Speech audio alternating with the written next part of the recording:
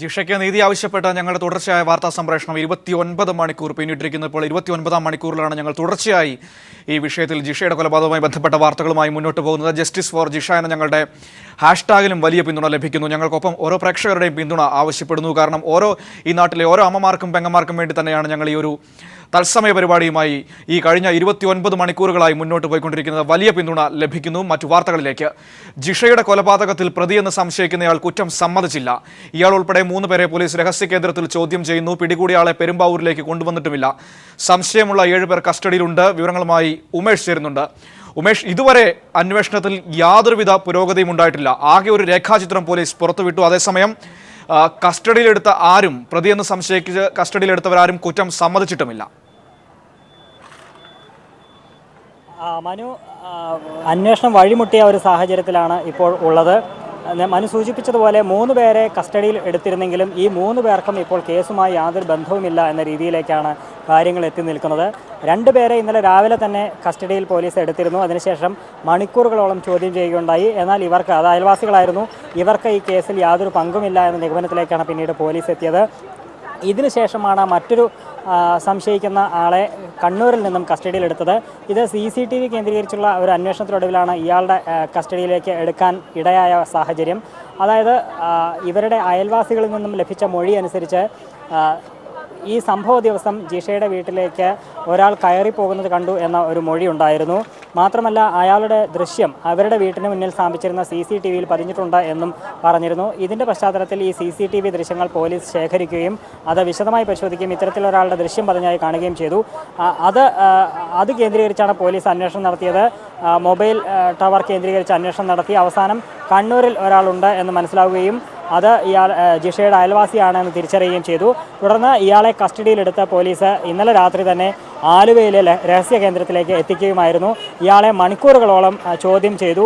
ഇപ്പോൾ ഏറ്റവും ഒടുവിൽ ലഭിക്കുന്ന വിവരം അനുസരിച്ച് ഇയാൾക്കും ഈ കേസിൽ യാതൊരു പങ്കുമില്ല എന്ന നിഗമനത്തിലേക്ക് പോലീസ് എത്തുന്നു എന്നുള്ളതാണ്. CCTVയിൽ കണ്ട ദൃശ്യം ഇയാളുടേതായിരുന്നില്ല എന്ന നിഗമനത്തിലാണ് പോലീസ് ഇപ്പോൾ എത്തി നിൽക്കുന്നത്. അങ്ങനെ വരുമ്പോൾ ഇപ്പോൾ കസ്റ്റഡിയിലെടുത്ത 3 പേർക്കും ഈ കേസുമായി യാതൊരു ബന്ധവുമില്ല എന്ന രീതിയിൽ ഉള്ള നിഗമനത്തിലേക്കാണ് പോലീസ് എത്തുന്നത്. തീർച്ചയായും യഥാർത്ഥ പ്രതികൾക്ക് വേണ്ടിയുള്ള അന്വേഷണം ഇനിയും തുടരേണ്ടതുണ്ട്. അതിൻ്റെ ഭാഗമായി തന്നെ പ്രതിയുടെ രേഖാചിത്രം, പ്രതിയെന്ന് സംശയിക്കുന്നയാളുടെ രേഖാചിത്രം പോലീസ് തയ്യാറാക്കി കഴിഞ്ഞു. സമീപവാസികളുടെ മൊഴികളുടെ അടിസ്ഥാനത്തിലാണ് അത്തരത്തിലൊരു രേഖാചിത്രം പോലീസ് തയ്യാറാക്കിയിരിക്കുന്നത്. ഇപ്പോൾ ഇതിന് ശേഷമുള്ള അന്വേഷണമാണ് ഇപ്പോൾ പുരോഗമിക്കുന്നത്. കൂടുതൽ പേരെ ഇനിയും ചോദ്യം ചെയ്യും എന്ന് തന്നെയാണ് അറിയുന്നത്. എന്തായാലും 7ാം ദിവസം ആയിട്ടും ഇതുവരെയും പ്രതികളെക്കുറിച്ച് ഒരു സൂചനയും ഇതുവരെയും പോലീസിന് ഇപ്പോഴും ലഭിച്ചിട്ടില്ല എന്ന് തന്നെയാണ് യാഥാർത്ഥ്യം. തീർച്ചയായിട്ടും ഉമേഷ്, അതേസമയം തന്നെ അവിടെ വലിയ പ്രതിഷേധം പെരുമ്പാവൂരിൽ അലയടിക്കുകയായിരുന്നു. നമ്മൾ അല്പസമയം മുമ്പ് കാഴ്ചകളൊക്കെ കണ്ടതാണ്. യുവജന പ്രവർത്തകർക്ക് നേരെ വലിയ ലാത്തിചാർജ് അടക്കമുള്ള പോലീസിന്റെ ഭാഗത്തു നിന്നുണ്ടായത്. ഇപ്പോൾ നിലവിലത്തെ ഒരു സ്ഥിതി എങ്ങനെയാണ്? ആ യുവജനങ്ങളടക്കം വിവിധ സംഘടനകളിൽപ്പെട്ട യുവജന പ്രവർത്തകർ അവർ ഇപ്പോഴും അവിടെ തന്നെ ഉണ്ടോ? പ്രതിഷേധവുമായി തുടരുകയാണോ?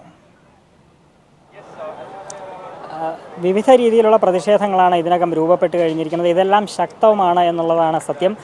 നേരത്തെ DYFI പ്രവർത്തകരാണ് പെരുമ്പാവൂർ DYSP ഓഫീസിലേക്ക് പ്രതിഷേധ മാർച്ച് സംഘടിപ്പിച്ചത്. ഈ DYFI മാർച്ചിന് നേരെ പോലീസ് അവരുടെ ശക്തിയായ മർദ്ദനമുറകൾ അഴിച്ചുവിടുകയായിരുന്നു. ലാത്തി കൊണ്ട് പുറകെ ഓടി അടിക്കുന്ന ഒരു സാഹചര്യമാണ് ഉണ്ടായിരുന്നത്. പലർക്കും ഇതിൽ പരിക്കേൽക്കുകയും ചെയ്തു. DYFI ജില്ലാ പ്രസിഡന്റ് അടക്കമുള്ളവർക്ക് പോലീസ് മർദ്ദനത്തിൽ പരിക്കേറ്റ് അവരെ ആശുപത്രിയിലേക്ക് കൊണ്ടുപോവുകയും ചെയ്തു. ഇതിനുശേഷം CPMൻ്റെയും DYFIയുടെയും നേതാക്കളെല്ലാം തന്നെ ഈ പ്രതിഷേധ സ്ഥലത്ത് DYSP ഓഫീസിന് മുന്നിലേക്ക് എത്തുകയുണ്ടായി. സാജു പോൾ MLA, M സ്വരാജ് അടക്കമുള്ളവർ ഈ മാർച്ചിനെ അഭിസംബോധന ചെയ്ത് സംസാരിക്കാനായി എത്തുകയുണ്ടായി. അവർ സംസാരിക്കുകയും ചെയ്തു. ഇതിനിടെ വീണ്ടും ഒരിക്കൽ കൂടി സംഘർഷം ഉണ്ടാവുകയുണ്ടായി. അതായത് നേരത്തെ DYFI മാർച്ച് നടന്നപ്പോൾ അപ്പോഴുണ്ടായ സംഘർഷത്തിന് പുറമെ കൂടുതൽ പോലീസിനെ ഇതിലേക്കായി വിന്യസിക്കുകയുണ്ടായി. തുടർന്ന് ഈ സമരത്തിൻ്റെ വ്യാപ്തി കൂടുന്നു എന്ന് കണ്ടുകൊണ്ടാണ് കൂടുതൽ പോലീസിനെ ഇവിടേക്ക് വിന്യസിച്ചത്. ഈ സ്വരാജ് സംസാരിച്ചുകൊണ്ടിരിക്കുമ്പോൾ ഒരിക്കൽ കൂടി പ്രതിഷേധം ഉണ്ടായി. എന്നാൽ പിന്നീട് നേതാക്കൾ ഇടപെട്ട പ്രവർത്തകരെ ശാന്തരാക്കുകയാണ് ചെയ്തത്. അതിനുശേഷം M സ്വരാജ് സംസാരിക്കുകയുണ്ടായി. ഇത്തരത്തിലുള്ള പ്രതിഷേധങ്ങളെ മർദ്ദനമുറകൾ ഉപയോഗിച്ച് അല്ലെങ്കിൽ സർക്കാർ സംവിധാനം ഉപയോഗിച്ച് ഒരിക്കലും അടിച്ചമർത്താനാവില്ല എന്നാണ് സ്വരാജ് പറഞ്ഞിരിക്കുന്നത്. ഇതിനു മുൻപിൽ പേടിച്ച് പിന്മാറുകയില്ല. യഥാർത്ഥ പ്രതിയെ നിയമത്തിന് മുന്നിൽ കൊണ്ടുവരുന്നതുവരെ ഏതറ്റം വരെയും പോയി സമരം തുടരുക തന്നെ ചെയ്യുമെന്നാണ് സ്വരാജ് പ്രഖ്യാപിച്ചിരിക്കുന്നത്. ഇപ്പോൾ ഡിവൈഎഫ്ഐയുടെ സമരം താൽക്കാലികമായി അവസാനിച്ചിരിക്കുന്നു. എന്നാൽ ഇത് വലിയൊരു സമരത്തിൻ്റെ തുടക്കമാണ് എന്നവർ സൂചിപ്പിക്കുക തന്നെ ഉണ്ടായി. കൂടുതൽ സ്ത്രീകളടക്കമുള്ളവർ ഇവിടേക്ക് വീണ്ടും എത്തിച്ചേരും എന്ന് തന്നെയാണ് അറിയുന്നത്. അല്പസമയത്തോടു കൂടി സമരം കൂടുതൽ ശക്തമാവും എന്ന് തന്നെയാണ് നമുക്കറിയാൻ കഴിയുന്നത്. രാവിലെ ഇപ്പോൾ പോലീസാണ് ഇത്തരത്തിൽ പ്രവർത്തകർ ഡിവൈഎഫ്ഐ പ്രവർത്തകർക്ക് നേരെ മർദ്ദനം അഴിച്ചുവിട്ടതെങ്കിൽ രാവിലെ യൂത്ത് കോൺഗ്രസ് പ്രവർത്തകരുടെ അക്രമമാണ് ഉണ്ടായത്. അത് മാധ്യമപ്രവർത്തകർക്ക് നേരെയായിരുന്നു. മുഖ്യമന്ത്രിയോട് ചോദ്യങ്ങൾ ചോദിച്ചതിലുള്ള പ്രതിഷേധമാണ്. പല ചോദ്യങ്ങൾക്കും അവർ അസഹിഷ്ണുത പ്രകടിപ്പിക്കുകയും മാധ്യമപ്രവർത്തകർക്ക് നേരെ അക്രമം അഴിച്ചുവിടുകയും ചെയ്യുകയായിരുന്നു. എന്നാൽ ആ അക്രമത്തെ ഒന്നും പോലീസ് അത് തടയാൻ വേണ്ട നടപടികൾ ഒന്നും സ്വീകരിച്ചില്ല. അവർ ആ സമയം അത്രയും നിഷ്ക്രിയരായി നിൽക്കുന്ന ഒരു സമീപനമാണ് ഉണ്ടായത്. അതേ പോലീസ് തന്നെയാണ് ഇപ്പോൾ ഡിവൈഎഫ്ഐ പ്രവർത്തകർക്ക് നേരെ അതിക്രൂരമായ മർദ്ദനമുറകൾ അഴിച്ചുവിട്ടിരിക്കുന്നത്. എന്തായാലും ഇപ്പോൾ ഡിവൈഎഫ്ഐയുടെ പ്രതിഷേധ പരിപാടി ഇപ്പോൾ താൽക്കാലികമായി അവസാനിപ്പിച്ചിരിക്കുന്നു. എങ്കിലും കൂടുതൽ ശക്തമായ പ്രതിഷേധം തുടങ്ങും എന്ന് തന്നെയാണ് അറിയിച്ചിരിക്കുന്നത്. മനു, തീർച്ചയായിട്ടും ഉമേഷിലേക്ക് വരാം. അതേസമയം തന്നെ മെഴുകുതിരി പ്രതിജ്ഞ, ജിഷയ്ക്ക് നീതിക്ക് വേണ്ടി നീതിക്കൊരു തിരുനാളം എന്ന പേരിൽ പീപ്പിൾ TV മെഴുകുതിരി പ്രതിജ്ഞ സംഘടിപ്പിക്കുന്നു. തിരുവനന്തപുരത്തും കൊച്ചിയിലും കോഴിക്കോടും. തിരുവനന്തപുരത്ത് എല്ലായിടത്തും വൈകിട്ട് 6 മണിക്കാണ് തിരുവനന്തപുരത്ത് സെക്രട്ടേറിയറ്റിന് മുന്നിൽ, കൊച്ചിയിൽ ജിഷയുടെ വീടിന് സമീപം കുറുപ്പുംപടിയിൽ, കോഴിക്കോട് ബീച്ചിലാണ് പരിപാടി നടത്തുന്നത്. എല്ലാവരെയും ഞങ്ങൾ ഈ ഒരു പ്രതിജ്ഞയിലേക്ക് സ്വാഗതം ചെയ്യുകയാണ്. എല്ലാവരും അണിചേരണമെന്ന് അഭ്യർത്ഥിക്കുകയാണ്. ജിഷയുടെ നീതിക്ക് വേണ്ടിയുള്ള ഞങ്ങളുടെ പോരാട്ടത്തിൽ എല്ലാവരും പങ്കാളികളാവണമെന്ന് അഭ്യർത്ഥിക്കുന്നു. ജിഷയുടെ കൊലപാതകത്തിൽ പ്രതിയെന്ന് സംശയിക്കുന്നയാൾ കുറ്റം സമ്മതിച്ചില്ല. ഇയാൾ ഉൾപ്പെടെ 3 പേരെ പോലീസ് രഹസ്യ കേന്ദ്രത്തിൽ ചോദ്യം ചെയ്യുന്നു. പിടികൂടിയ ആളെ പെരുമ്പാവൂരിലേക്ക് കൊണ്ടുവരില്ല. വിവരങ്ങളുമായി ഉമേഷ് പെരുമ്പാവൂരിൽ നിന്ന് ചേരുന്നു. ഉമേഷ്, ഈ പിടികൂടിയ കസ്റ്റഡിയിലുള്ള 3 പേരും ഇതുവരെ കുറ്റം സമ്മതിച്ചിട്ടില്ല. ഇപ്പോഴും രഹസ്യ കേന്ദ്രത്തിൽ ഇന്നലെ കണ്ണൂരിൽ നിന്ന് പിടികൂടിയ ആളെ ചോദ്യം ചെയ്യുകയാണ് എന്നാണ് അറിയാൻ കഴിയുന്നത്. നമുക്ക് ലഭ്യമാകുന്ന ഏറ്റവും പുതിയ വിവരങ്ങൾ, പോലീസ് ഇപ്പോഴും ഇരുട്ടിൽ തപ്പുക തന്നെയാണ് ചെയ്യുന്നത് എന്നല്ലേ മനസ്സിലാക്കേണ്ടത്? അതെ മനു, ആലുവയിലെ രഹസ്യ കേന്ദ്രത്തിലേക്കാണ് ഒടുവിൽ പിടികൂടിയ, കണ്ണൂരിൽ നിന്നും പിടികൂടിയ ആളെ എത്തിച്ചത്. ഇയാൾ ജിഷയുടെ അയൽവാസിയാണ്. ഇയാളെയാണ് ഇത്രയും മണിക്കൂറുകളായി ചോദ്യം ചെയ്തു വരുന്നത്.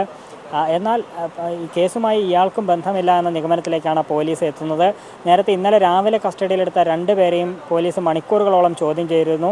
അവർക്കും ഈ കേസുമായി ബന്ധമില്ല എന്നാണ് പോലീസിന് ഒടുവിൽ മനസ്സിലായത്. എന്നാൽ അവരെ ഇതുവരെ വിട്ടയച്ചിട്ടില്ല. അവരെ മറ്റൊരു കേന്ദ്രത്തിലേക്ക് മാറ്റിയിരിക്കുകയാണ്. ആലുവയിലെ രഹസ്യ കേന്ദ്രത്തിൽ വെച്ചാണ് കണ്ണൂരിൽ നിന്നും പിടികൂടിയ ആളെ ചോദ്യം ചെയ്യുന്നത്. ഇത് ജിഷയുടെ അയൽവാസിയാണ്. ഇയാൾക്ക് ആദ്യഘട്ടത്തിൽ ഈ കേസുമായി ബന്ധമുണ്ട്. കാരണം അവിടേക്ക് ജിഷയുടെ വീട്ടിലേക്ക് ഒരാൾ കയറിപ്പോകുന്നത് കണ്ടിരുന്നു ആ ദിവസം. മാത്രമല്ല CCTVയിലും അത്തരത്തിലൊരു ദൃശ്യം പതിഞ്ഞിരുന്നു. ഈ CCTV പോലീസ് പരിശോധിച്ചു. അതിൽ ഇയാൾ തന്നെ ആയിരിക്കും എന്ന നിഗമനത്തിലായിരുന്നു ആദ്യഘട്ടത്തിൽ പോലീസ് ഉണ്ടായിരുന്നത്. എന്നാൽ വിശദമായ അന്വേഷണത്തിലും പിന്നീടുള്ള ഇയാളെ കസ്റ്റഡിയിലെടുത്തുള്ള ചോദ്യം ചെയ്യലിലും ഇയാളല്ല യഥാർത്ഥ പ്രതി എന്ന രീതിയിലുള്ള നിഗമനത്തിലാണ് പോലീസ് എത്തുന്നത്. അതുകൊണ്ട് തന്നെ പ്രതിയെന്ന് സംശയിക്കുന്നയാളുടെ രേഖാചിത്രം പോലീസ് തയ്യാറാക്കിയിട്ടുണ്ട്. സമീപവാസികളുടെ എല്ലാം മൊഴികളുടെ അടിസ്ഥാനത്തിലാണ് ഒരു രേഖാചിത്രം പോലീസ് തയ്യാറാക്കിയിരിക്കുന്നത്. അത് മാധ്യമങ്ങളിൽ ഇതിനകം വന്നു കഴിഞ്ഞിരിക്കുന്നു, യഥാർത്ഥ പ്രതിയുടെ രേഖാചിത്രം. എന്തായാലും ഇപ്പോൾ യഥാർത്ഥ പ്രതിയെക്കുറിച്ച് ഇപ്പോഴും പോലീസിനൊരു സൂചന ലഭിച്ചിട്ടില്ല. മതിയായ തെളിവുകൾ പോലീസിന് ഇതുവരെ ലഭ്യമാക്കാനായിട്ടില്ല. അന്വേഷണം അതിൻ്റെ ഇപ്പോഴുള്ള അവസ്ഥയിൽ, അതായത് ഇത്തരത്തിലുള്ള തീവ്ര പരിശ്രമം നേരത്തെ തന്നെ പോലീസ് നടത്തിയിരുന്നെങ്കിൽ ഒരു പക്ഷേ പ്രതിയെ ഇതിനകം കിട്ടുമായിരുന്നു. ഇപ്പോൾ ഈ പറഞ്ഞതുപോലെ തെളിവ് നശിപ്പിക്കപ്പെടാനുള്ള സാധ്യത തന്നെ ഉണ്ട്. കാരണം ഇന്നേക്ക് 7ാം ദിവസമായിരിക്കുന്നു. ഈ സംഭവം നടന്ന് 3-4 ദിവസത്തിന് ശേഷമാണ് പോലീസ് ശരിയായ അന്വേഷണം ആരംഭിക്കുന്നത് തന്നെ, അല്ലെങ്കിൽ ശരിയായ ദിശയിൽ അന്വേഷണം മുന്നോട്ട് പോകുന്നത് തന്നെ 4 ദിവസം കഴിഞ്ഞാണ്. പ്രത്യേക അന്വേഷണ സംഘത്തെ നിയോഗിക്കുന്നു, വിവിധ സ്ക്വാഡുകളായി തിരിയുന്നു, അന്വേഷണം നടത്തുന്നു, സംശയിക്കുന്ന പലരെയും ചോദ്യം ചെയ്യുന്നു, ഒടുവിൽ 3 പേരെ കസ്റ്റഡിയിലെടുക്കുന്നു, ഇവരെ ചോദ്യം ചെയ്യുന്നു. എന്നാൽ ഇവരല്ല പ്രതികളെ എന്ന് തിരിച്ചറിയുന്നു. അതുകൊണ്ട് തന്നെ ഇനി വളരെ ശ്രമകരമായ ജോലിയാണ് പോലീസിന് ഇപ്പോഴും അവശേഷിക്കുന്നത്. യഥാർത്ഥ പ്രതികളെ ഇപ്പോഴും നിയമത്തിന് മുന്നിൽ കൊണ്ടുവരാൻ പോലീസിന് കഴിഞ്ഞിട്ടില്ല. അതുകൊണ്ട് തന്നെ ഇപ്പോഴും ഇരുട്ടിൽ തപ്പുന്ന ഒരവസ്ഥയാണ്. അന്വേഷണം വഴിമുട്ടി നിൽക്കുന്ന ഒരവസ്ഥയിലാണ് പോലീസ് ഇപ്പോഴും ഉള്ളത്. തീർച്ചയായിട്ടും ഉമേഷ്, അതേസമയം തന്നെ യുവജനങ്ങളുടെ വലിയൊരു പ്രതിഷേധം നമ്മൾ പെരുമ്പാവൂരിൽ കണ്ടിരുന്നു. താൽക്കാലികമായി ആ പ്രതിഷേധം നിർത്തിയിരിക്കുകയാണ്. വലിയൊരു പ്രതിഷേധത്തിന് മുന്നോടിയായിട്ടാണോ താൽക്കാലികമായി ഒരു ഇടവേള നൽകി യുവജനങ്ങൾ പിൻവാങ്ങിയിരിക്കുന്നത്? വീണ്ടും ഒരു പ്രതിഷേധ സാധ്യത തന്നെയാണോ അവിടെ കാണുന്നത്? അങ്ങനെ തന്നെയാണ് മനു. വലിയൊരു പ്രതിഷേധത്തിൻ്റെ തുടക്കം ഇപ്പോൾ തിരികൊളുത്തിയിരിക്കുന്നത്. ഡിവൈഎഫ്ഐയുടെ വലിയൊരു പ്രതിഷേധമായിരുന്നു ആദ്യം, ഇപ്പോൾ ഉച്ചയ്ക്ക് മുൻപ് നടന്നത്. പ്രതിഷേധ പ്രകടനം DYSP ഓഫീസിലേക്ക് എത്തുമ്പോൾ തന്നെ ഇവർ പോലീസിൻ്റെ ശക്തി ഉപയോഗിച്ച് ഇവരെ തടുക്കുകയും ലാത്തി ഉപയോഗിച്ച് ഇവരെ മർദ്ദിക്കുന്ന ഒരു സാഹചര്യവും കൂടി ഉണ്ടായിരുന്നു. ഈ മർദ്ദനത്തിൽ DYFI ജില്ലാ പ്രസിഡന്റ് അടക്കമുള്ളവർക്ക് പരിക്കേറ്റ പലരെയും ആശുപത്രിയിൽ ഇതിനകം പ്രവേശിപ്പിച്ചു കഴിഞ്ഞിരിക്കുകയാണ്. എന്നാൽ ഇത്തരത്തിലുള്ള മർദ്ദന മുറകൾ കൊണ്ടൊന്നും തങ്ങളെ പിന്നോട്ടടിക്കാനാവില്ല എന്ന നിലപാടിൽ തന്നെയാണ് ഈ യുവജന സംഘടനകളെല്ലാം തന്നെ. DYFI ശക്തമായ പ്രതിഷേധ രംഗത്താണ് എന്ന് സംസ്ഥാന സെക്രട്ടറി M. സ്വരാജ് തന്നെ പ്രഖ്യാപിക്കുകയുണ്ടായി. ഈ സമരത്തിൽ പിന്നീട് M. സ്വരാജ് അഭിസംബോധന ചെയ്ത് സംസാരിക്കുകയുണ്ടായി. അപ്പോഴാണ് അത്തരത്തിൽ ഒരു നിലപാട് അദ്ദേഹം വ്യക്തമാക്കിയത്. ഇത്തരത്തിലുള്ള മർദ്ദന മുറകൾ കൊണ്ടൊന്നും ഈ പ്രതിഷേധം അവസാനിക്കില്ല. യഥാർത്ഥ പ്രതികളെ നിയമത്തിന് മുന്നിൽ കൊണ്ടുവരുന്നത് വരെ തങ്ങളുടെ പ്രതിഷേധ സമരം തുടരും. അത് ഏതറ്റം വരെ പോയാലും ആ പ്രതിഷേധ സമരം തുടരുക തന്നെ ചെയ്യുമെന്നാണ് M. സ്വരാജ് പറഞ്ഞിരിക്കുന്നത്. DYFIയുടെ പ്രതിഷേധത്തിന് പുറമെ ഈ ഒരു സമരത്തിന് ഐക്യദാർഢ്യം പ്രഖ്യാപിച്ച കൂടുതൽ യുവജന സംഘടനകൾ AISF പോലുള്ള യുവജന സംഘടനകളും വിദ്യാർത്ഥി സംഘടനകളും ഇതിനോട് അനുഭാവം പ്രകടിപ്പിച്ച രംഗത്ത് വന്നിട്ടുണ്ട്. താൽക്കാലികമായി ഈ പ്രകടനം നിർത്തിവച്ചിരിക്കുകയാണ്. എങ്കിൽ തന്നെയും കൂടുതൽ പങ്കാളിത്തത്തോടെ കൂടുതൽ ശക്തിയോടെ വീണ്ടും പ്രതിഷേധ പ്രകടനങ്ങൾ തുടരുക തന്നെ ചെയ്യുമെന്നാണ് അവർ പ്രഖ്യാപിച്ചിരിക്കുന്നത്. അതേസമയം ഇതിനോട് അടിച്ചമർത്താനുള്ള രീതി പലതരത്തിലുള്ള രീതികളാണ് പ്രയോഗിക്കുന്നത്. ഒന്ന്, സർക്കാർ സംവിധാനം ഉപയോഗിച്ച് പോലീസിനെ ഉപയോഗിച്ച് ഈ പ്രതിഷേധ സമരങ്ങളെ നേരിടുന്നു.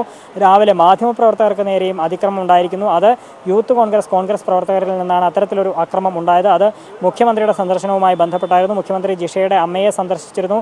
ജിഷയുടെ അമ്മ അവരുടെ രോദനം അറിയിക്കുകയുണ്ടായി. പ്രതികളെ കണ്ടെത്താൻ കഴിയാത്തതിലുള്ള പ്രതിഷേധം വേദന മുഖ്യമന്ത്രി അറിയിക്കുകയുണ്ടായി. എന്നാൽ ഇത് മാധ്യമങ്ങൾ പകർത്തുന്നത് മുഖ്യമന്ത്രി തടയുന്നൊരു സാഹചര്യമുണ്ടായി.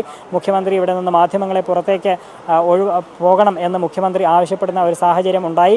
ഇതിനുശേഷം പുറത്ത് കാത്തുനിന്ന മാധ്യമങ്ങളോട് മുഖ്യമന്ത്രി സംസാരിച്ചു. അപ്പോഴൊന്നും കൃത്യമായ ഉത്തരം നൽകാൻ മുഖ്യമന്ത്രിക്ക് കഴിയുമായിരുന്നില്ല. ചോദ്യങ്ങൾക്ക് മറുപടി നൽകാൻ മുഖ്യമന്ത്രിക്ക് കഴിയുമായിരുന്നില്ല. ഇതിനിടെ തന്നെ യൂത്ത് കോൺഗ്രസ് പ്രവർത്തകർ അവരുടെ പ്രതിഷേധം അറിയിക്കുന്നുണ്ടായിരുന്നു. മാധ്യമപ്രവർത്തകർക്ക് നേരെ ആക്രോശം ഉന്നയിക്കുന്നുണ്ടായിരുന്നു. തീർച്ചയായിട്ടും ഉമേഷാണ് പെരുമ്പാവൂരിൽ നിന്ന് വിവരങ്ങൾ നൽകിക്കൊണ്ടിരിക്കുന്നത്. വലിയ പ്രതിഷേധമാണ് പെരുമ്പാവൂരിൽ DYSP ഓഫീസിന് മുന്നിൽ യുവജന സംഘടനകൾ നടത്തിയത്. പോലീസിന്റെ ഭാഗത്ത് നിന്ന് വലിയ ലാത്തിചാർജ് അടക്കം പ്രതിഷേധത്തിന് നേരെ ഉണ്ടായി. എന്നാൽ ഈ ലാത്തിചാർജിൽ ഒന്നും പതറാതെ പിന്മാറാതെ വലിയ പ്രതിഷേധത്തിനുള്ള താൽക്കാലിക ഇടവേളയുമായി നിൽക്കുകയാണ് അവിടെ യുവജന സംഘടനകൾ. വലിയ പ്രതിഷേധം തന്നെ വീണ്ടും നടക്കും. ജിഷയുടെ നീതിക്ക് വേണ്ടി ഏതറ്റം വരെ പോകുമെന്നാണ് അല്പസമയം മുമ്പ് M. സ്വരാജ് അവിടെ പറഞ്ഞത്. അതുകൊണ്ട് തന്നെ കേരളത്തിലെ യുവജനങ്ങൾ ഒന്നടങ്കം പ്രതിഷേധ വേദിയിലേക്ക് നീങ്ങുന്ന ഒരു കാഴ്ചയാണ് പെരുമ്പാവൂരിൽ കാണാൻ കഴിയുന്നത്. അതേസമയം നീതിക്കൊരു തിരുനാളം, ജിഷയ്ക്ക് നീതി ലഭിക്കണമെന്നാവശ്യപ്പെട്ട് പീപ്പിൾ TVയുടെ ആഭിമുഖ്യത്തിൽ ഇന്ന് മെഴുകുതിരി പ്രതിജ്ഞ. ഇന്ന് വൈകിട്ട് 6 മണിക്ക് തിരുവനന്തപുരത്തും കൊച്ചിയിലും കോഴിക്കോടും മെഴുകുതിരി പ്രതിജ്ഞ നടക്കും. വിശദാംശങ്ങളുമായി ന്യൂസ് ഡെസ്കിൽ നിന്നും ധന്യ ചേർന്നു. ധന്യ, ജിഷയുടെ നീതിക്ക് വേണ്ടി കഴിഞ്ഞ 29 മണിക്കൂറായി നമ്മൾ തുടർച്ചയായി വാർത്താ സംപ്രേഷണവുമായി മുന്നോട്ട് പോവുകയാണ്. ഒപ്പം ജസ്റ്റിസ് ഫോർ ജിഷ എന്ന ഹാഷ്ടാഗിൽ വലിയ ക്യാമ്പയിൻ നമ്മൾ നടത്തുന്നു. ഈ മെഴുകുതിരി പ്രതിജ്ഞ എങ്ങനെയാണ് നമ്മൾ ആസൂത്രണം ചെയ്തിരിക്കുന്നത്? സ്ഥലങ്ങളിലായാണ് മനു മെഴുകുതിരി പ്രതിജ്ഞ നമ്മൾ പ്ലാൻ ചെയ്തിരിക്കുന്നത്. വൈകിട്ട് 6 മണിക്ക് തിരുവനന്തപുരത്തും കൊച്ചിയിലും കോഴിക്കോടുമാണ് പ്രതിജ്ഞ നടക്കുക. തിരുവനന്തപുരത്ത് സെക്രട്ടേറിയറ്റിന് മുന്നിലും കോഴിക്കോട് ബീച്ചിലും കൊച്ചിയിൽ ജിഷയുടെ വീടിന് കുറുപ്പുംപടി ജിഷയുടെ വീടിന് സമീപത്തുമാണ് ഇത് പ്ലാൻ ചെയ്തിരിക്കുന്നത്. കൂടാതെ തന്നെ ഇതിനു മുമ്പും ഇതുപോലെ ഹാഷ്ടാഗ് വഴി ജിഷയുടെ മരണം ലോകത്തെ അറിയിച്ചത് തന്നെ പീപ്പിൾ TVയിലൂടെയാണ് ഇത് ലോകം അറിയുന്നത്. ജിഷയുടെ ഹാഷ്ടാഗ് ക്യാമ്പയിൻ, അങ്ങനെ ഒരു ക്യാമ്പയിൻ പീപ്പിൾ തുടങ്ങുകയും പ്രമുഖരെല്ലാം നിരവധി പേർ സാംസ്കാരിക രാഷ്ട്രീയ രംഗത്തെ നിരവധി പേർ അതിനെ സപ്പോർട്ട് ചെയ്ത് മുന്നിൽ നിൽക്കുകയും ചെയ്തിരുന്നു. അതുപോലെ തന്നെ ഒരു വലിയ സപ്പോർട്ട് തന്നെയാണ് ഇപ്പോഴും ഈ ഒരു മെഴുകുതിരി നീതിക്കൊരു തിരുനാളം എന്ന നമ്മൾ സംഘടിപ്പിക്കുന്ന ഈ ഒരു മെഴുകുതിരി പ്രതിജ്ഞയിലൂടെ മുമ്പോട്ട് വയ്ക്കുന്നത്. കൂടാതെ പീപ്പിളിനെ സംബന്ധിച്ച് പറയുകയാണെങ്കിൽ ഈ ഒരു വാർത്ത പുറത്തു കൊണ്ടുവരാൻ പീപ്പിൾ TVയിലെ ന്യൂസ് റിപ്പോർട്ടർമാരും ഇല്ലെങ്കിൽ ന്യൂസ് പ്രതിനിധികൾ കാണിച്ച ഒരു കമ്മിറ്റ്മെൻറ്റ് തന്നെയാണ് ഈ കേസിൻ്റെ വഴിത്തിരിവിന്, ഇല്ലെങ്കിൽ ഈ കേസ് അന്വേഷിക്കാനും ഇല്ലെങ്കിൽ നാട്ടുകാരിലേക്കും ലോകത്തിലേക്കും ഇത് അറിയിക്കാനും കാരണമായത് അതുതന്നെയാണ്. കൂടാതെ യുവജന വിദ്യാർത്ഥി സംഘടനകൾ അടക്കമുള്ള എല്ലാ സംഘടനകളും ഇപ്പോൾ പ്രതിഷേധവുമായും പ്രക്ഷോഭവുമായും രംഗത്ത് വന്നിട്ടുണ്ടെങ്കിൽ അതിനും കാരണം പീപ്പിളിൻ്റെ ഈ വാർത്ത തന്നെയാണ്. ഒരുപാട് പേരിലേക്ക് ഇത് എത്തിക്കാൻ പീപ്പിളിന് സാധിച്ചു. ഇന്നലെ മുതൽ പീപ്പിളിനെയും ഈ കാരണത്താൽ പോലീസിൽ നിന്ന് പീപ്പിളിനും ഒരുപാട് പ്രശ്നങ്ങൾ ഉണ്ടായിട്ടുണ്ട്. ഇന്നലെ OB ബാനിന് നേരെയും റിപ്പോർട്ടർമാർക്ക് നേരെയും ആക്രമണങ്ങൾ ഉണ്ടായി. ഇന്നും രാവിലെ മുഖ്യമന്ത്രി ജിഷയുടെ വീട് സന്ദർശിച്ച സമയത്ത് നമ്മുടെ റിപ്പോർട്ടർമാർക്കെതിരെ മർദ്ദനമുണ്ടായിരുന്നു. അത്രത്തോളം പീപ്പിൾ ഈ വാർത്തയ്ക്ക് പ്രാധാന്യം നൽകിക്കൊണ്ട് ഇല്ലെങ്കിൽ ജിഷയുടെ ഈ മരണം ഇല്ലെങ്കിൽ ഈ കൊലപാതകം പുറത്തു കൊണ്ടുവരണം, ആരാണിത് ചെയ്തത് ഇല്ലെങ്കിൽ എന്തിനു വേണ്ടിയായിരുന്നു എന്നുള്ള കാര്യങ്ങൾ പുറത്തു കൊണ്ടുവരണം, പ്രതിയെ കണ്ടുപിടിക്കണം എന്ന ആവശ്യത്തോടെ ഇന്നലെ മുതൽ പീപ്പിൾ ഒരു ഇടവേള ഇല്ലെങ്കിൽ വാർത്തയിൽ തത്സമയം അതുപോലെ തുടരുകയും ഇപ്പോൾ 28-29 മണിക്കൂറാണ് ഇപ്പോൾ തുടർച്ചയായി വാർത്ത അവതരിപ്പിച്ചുകൊണ്ടിരിക്കുന്നത്. ഇങ്ങനെയൊരു ക്യാമ്പയിൻ നമ്മൾ നടത്തുന്നത് സ്ത്രീകൾക്കെതിരെയുള്ള സ്ത്രീകളോട് കുഞ്ഞിനോട് കാണിക്കുന്ന, ഇല്ലെങ്കിൽ ഇപ്പോൾ ജിഷയാണ് ഇപ്പോൾ ഉദാഹരണമായി നിൽക്കുന്നത്. ദില്ലിയിലെ പെൺകുട്ടിയായിരുന്നു നേരത്തെ ഉണ്ടായിരുന്നത്, ഇപ്പോൾ കേരളത്തിലും ഇത് സംഭവിച്ചിരിക്കുന്നു. ഇതിൽ നിന്ന് ഒരു മാറ്റം ഇല്ലെങ്കിൽ ഇതിനെതിരായാണ് പീപ്പിൾ ഇത്തരത്തിലൊരു ക്യാമ്പയിൻ സംഘടിപ്പിച്ചിരിക്കുന്നത്.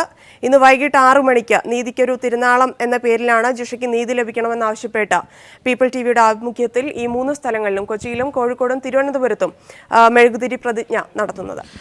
ഒപ്പം തന്നെ നമ്മൾ ഈ വലിയ ഇത്തരത്തിലുള്ള പ്രവർത്തനങ്ങളുമായി മുന്നോട്ട് പോകുമ്പോൾ സമൂഹത്തിലേക്ക് പീപ്പിൾ ടി വി വയ്ക്കുന്ന ഒരു സന്ദേശം അത് തന്നെയാണ് ഇതിൻ്റെ ഏറ്റവും പ്രധാനപ്പെട്ട കാര്യം. മറ്റൊന്ന്, പ്രതിസന്ധികൾക്ക് മുന്നിൽ നട്ടല് വിളയ്ക്കാത്ത മാധ്യമധർമ്മത്തിൻ്റെ ഒരു കാഴ്ച കൂടി നമ്മൾ കഴിഞ്ഞ 2 ദിവസമായി, കഴിഞ്ഞ 30 മണിക്കൂറുകളായി ഇവിടെ കാണിക്കുന്നുണ്ട്. നിരവധി ഫോൺ കോളുകളായിരുന്നു ഈ 2 ദിവസങ്ങളിൽ നമ്മുടെ ഓഫീസിലേക്ക്, നമ്മുടെ തത്സമയ പരിപാടിയിലേക്ക് ഒക്കെ വന്നത്. സമൂഹത്തിന് മുന്നിൽ പീപ്പിൾ ടി വിയുടെ ഈ ഒരു പ്രവൃത്തി എത്രമാത്രം മാതൃകാപരമായിട്ടാണ് കാണേണ്ടത്? തീർച്ചയായും മാധ്യമങ്ങളെ സംബന്ധിച്ച് മാധ്യമങ്ങൾ മറ്റെല്ലാവരും ഉൾവലിഞ്ഞ് നിന്നപ്പോൾ പോലും നമ്മൾ ഈ വാർത്ത ധൈര്യപൂർവ്വം കയ്യിലെടുക്കുകയും അത് പ്രേക്ഷകരിലേക്ക് എത്തിക്കാൻ മാക്സിമം നമ്മളെ കൊണ്ട് സാധിക്കുന്ന എല്ലാ രീതികളിലും അത് പ്രേക്ഷകരിലേക്ക് എത്തിക്കുകയും ഇതിൻ്റെ കേസ് അന്വേഷണത്തിൻ്റെ എപ്പോൾ മുതലാണോ ഇത് അന്വേഷിച്ചു തുടങ്ങിയത് അതുമുതൽ ഇതുവരെയുള്ള എല്ലാ വിവരങ്ങളും കൃത്യമായി പ്രേക്ഷകരെ അറിയിക്കാനും നമുക്ക് സാധിച്ചിട്ടുണ്ട്. തീർച്ചയായിട്ടും തന്നെയാണ് വിവരങ്ങൾ ന്യൂസ് ഡെസ്കിൽ നിന്ന് നൽകിക്കൊണ്ടിരിക്കുന്നത്. പീപ്പിൾ ടിവിയുടെ മെഴുകുതിരി പ്രതിജ്ഞ ഇന്ന് വൈകിട്ട് 6 മണിക്ക് കോഴിക്കോടും തിരുവനന്തപുരത്തും കൊച്ചിയിലും ജിഷയുടെ നീതിക്ക് വേണ്ടി ഞങ്ങൾ നടത്തുന്ന പ്രവർത്തനത്തിൽ നിങ്ങൾ കൂടി പങ്കാളികളാകണമെന്ന് ഓരോരുത്തരോടും ഞങ്ങൾ അഭ്യർത്ഥിക്കുകയാണ്. എല്ലാവരും ഈ ഒരു മെഴുകുതിരി പ്രതിജ്ഞയിലേക്ക് ഞങ്ങൾക്കൊപ്പം പങ്കുചേരണം. എങ്കിൽ മാത്രമേ അധികൃതരുടെ മുന്നിലേക്ക്, കണ്ണടച്ചിരിക്കുന്ന അധികാരികളുടെ മുന്നിലേക്ക് ഈ ചോദ്യങ്ങൾ കടന്നു ചെല്ലുകയുള്ളൂ എന്ന് തന്നെയാണ് വ്യക്തമാകുന്നത്.